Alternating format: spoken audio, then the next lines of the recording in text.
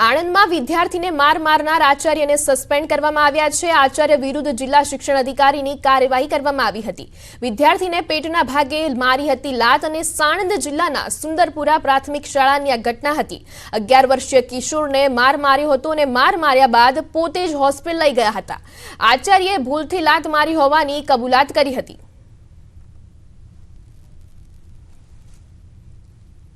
तपास अधिकारीना तपास अहेवालना आधारे ए शिक्षक द्वारा बाळक साथे गैरवर्तणूक कर्याना आक्षेपो ए साबित थता हता, जेना आधारे આજરોજ એમને ફરજ મોકૂફ કરવામાં આવેલ છે અને ખાતાકીય તપાસ પણ સોંપવામાં આવેલ છે।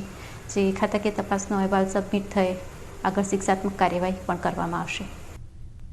પંચમહાલના ગોધરા વડોદરા હાઈવે પર જાનૈયાઓને સ્ટન્ટ કરવા ભારે પડ્યા। Video viral थता पोलीसे आरोपीओने झड़प्या। 4 आरोपीनी पोलीसे अटकायत करी। कुल 11 आरोपीओ विरुद्ध गुनो नोंधायो छे ने आइसर टेम्पो कार सहित 4 वाहनो जप्त करवामां आव्या छे।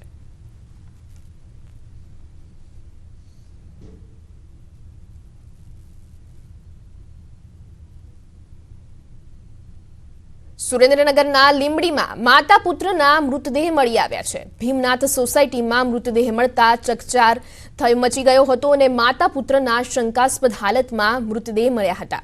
માતા પુત્રની હત્યા થઈ હોવાની પ્રાથમિક તપાસમાં ખુલાસો થયો છે। પોલીસે આરોપીઓની શોધખોળ શરૂ કરી છે।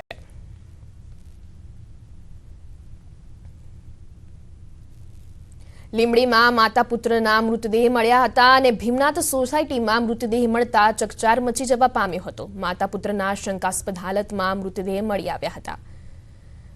લીંબડીમાં માતા પુત્રના મૃતદેહ મળ્યા અને શંકાસ્પદ હાલતમાં મૃતદેહ મળી આવતા ચકચાર મચ્યો હતો।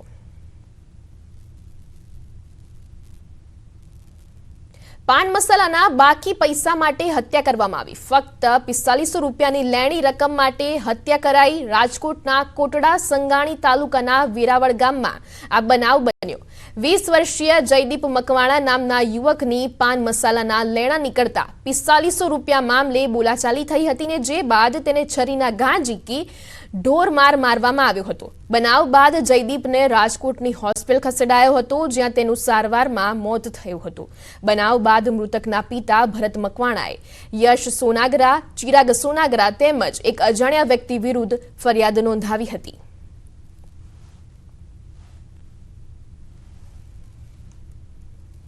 4-5 જણા હતા, એને મારી ઉપર હુમલો કર્યો। તો મૃતક મારો ભત્રીજો રહ્યો ને ત્યાંથી નીકળતો હતો બાઇક લઈને, તો એને જોયું કે મારા કાકાને મારે છે। પછી વચમાં પડ્યો, એમાં ચિરાગ કરીને છે ને દુકાનવાળો વિનાયક પાનવાળા, એને છરી મારી દીધી તેને। આગળ વાત કરીએ રાજકોટની, તો રાજકોટના ગોંડલમાં યુવકની હત્યા કરાઈ। તીક્ષ્ણ હથિયારના ઘા ઝીકીને હત્યા કરાઈ। ગોંડલ એસટી ડેપો ચોક નજીકની આ ઘટના છે। મૃતદેહને પોસ્ટમોર્ટમ માટે ખસેડવામાં આવ્યો હતો અને ગોંડલ બી ડિવિઝન પોલીસે સમગ્ર મામલે વધુ તપાસ હાથ ધરી હતી। સાગર મેવાડા નામના યુવકની હત્યા કરાઈ છે। तीक्ष्ण हत्याना घा ઝીકીને सागर मेवाड़ा नामना युवकनी हत्या कराई। एसटी डेपो चौक नजीकनी आ घटना है, ज्यां गोंडलमां युवकनी हत्या कराई है। सागर मेवाड़ा नामना युवकनी हत्या कराई। तीक्ष्ण हत्याना घा ઝીકીને हत्या कराई है। आ समग्र घटना एसटी डेपो चौक नजीकनी है, ज्यां सागर मेवाड़ा नामना युवकनी गोंडलमां हत्या कराई है।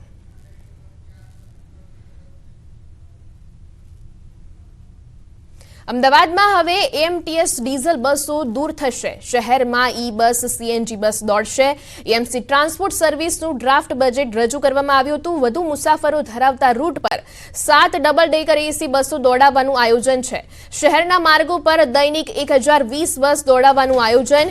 1020 પૈકી 895 બસ ખાનગી ઓપરેટરની, અન્ય બસ એમટીએસ માલિકીની। મેમનગર, અખબારનગર અને આરટીઓ ખાતે મલ્ટી મોડેલ ટ્રાન્સપોર્ટ હબ બનાવવાનું આયોજન। એમપી એમએલએના ગ્રાન્ટમાંથી શહેરમાં નવા 300 બસ શેલ્ટર બનાવવાનું આયોજન છે અને વર્ષ 2024-25 માટે ટ્રાન્સપોર્ટ મેનેજરે રજૂ કર્યું ₹641.50 કરોડનું ડ્રાફ્ટ બજેટ। ગત વર્ષે ₹567 કરોડનું ડ્રાફ્ટ બજેટ રજૂ કરાયું હતું।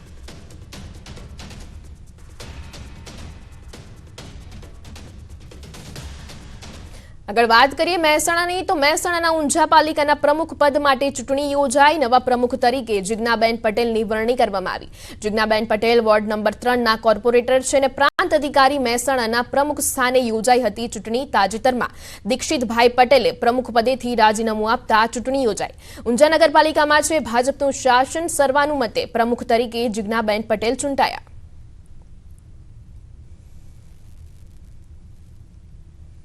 ભરૂચની અંકલેશ્વર પાલિકાના પ્રમુખ વોર્ડમાં જ લાલિયાવાડી વોર્ડ નંબર 4ની નવીન નગરીમાં 2 મહિનાથી ઉભરાતી ગટરથી લોકો ત્રાહિમામ પોકારી ઉઠ્યા છે 2 મહિનાથી પરેશાન રહીશોએ મચાવ્યો હતો હોબાળો અને વારંવાર પાલિકામાં રજૂઆત છતાં પરિણામ શૂન્ય છે ગટરમાં પાણીમાંથી સ્થાનિકો પસાર થવા મજબૂર બન્યા છે કેટલાક રહીશોના ઘર આંગણેથી જ દૂષિત પાણી પસાર થતું નજરે પડ્યું અને રોગચાળાના ભયના હેઠળ જીવવા લોકો મજબૂર બન્યા છે પાલિકાના પ્રમુખના વોર્ડના સભ્યો છે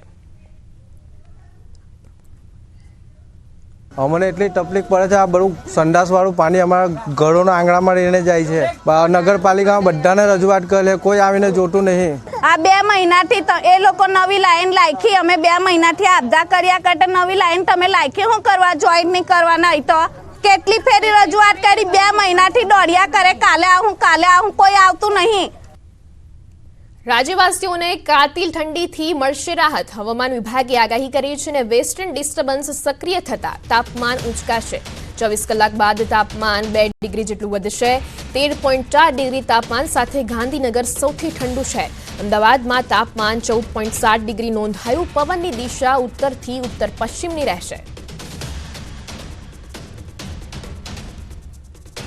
अहमदाबाद की अगर बात करें तो 14.7 डिग्री सेल्सियस तापमान रिकॉर्ड किया गया है गांधीनगर में 13.4 डिग्री सेल्सियस तापमान रिकॉर्ड किया गया है जो कि सबसे न्यूनतम तापमान रहा है गुजरात में साथ ही अगर हम बात करें कोस्ट की तो उत्तरी कोस्ट में जो है गुजरात कोस्ट में हवाएं जो है उत्तर पश्चिम तथा उत्तर से चलेंगी और साउथ गुजरात में अगर हम दक्षिणी कोस्ट की बात करें तो वहाँ पे हवाएं जो है उत्तर तथा उत्तर पूर्व से जो है चलेंगी और उनकी विंड स्पीड जो है 10 से 15 नॉट्स के बीच दोनों जगह में ગાંધીનગરમાં શહીદોને શ્રદ્ધાંજલિ અર્પણ કરાઈ આજે શહીદ દિવસ હોવાથી મૌન પાળવામાં આવ્યું રાજ્યભરમાં 2 મિનિટનું મૌન પાળીને શહીદોને શ્રદ્ધાંજલિ આપવામાં આવી સચિવાલયમાં કર્મચારીઓએ શહીદોને શ્રદ્ધાંજલિ આપી